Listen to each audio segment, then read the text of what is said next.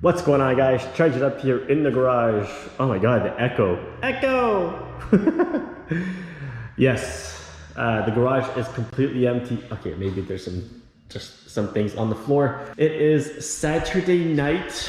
I think it's almost 12 o'clock. I just got home from doing another run down to the new place, temporary place until we come back. But yeah, just come back. The Tesla's at like 3%, I think. This thing is going crazy. So the more it has to charge, the quicker it flickers. Anyways, but I haven't seen that in a long time. But yeah, it's down to 3% because I've been going back and forth, back and forth, back and forth. Anyways, so there's only just a couple of things left now to do in the garage. I gotta remove those guys. I'm actually just gonna take all my lawn stuff to the other place so I can maintain that lawn.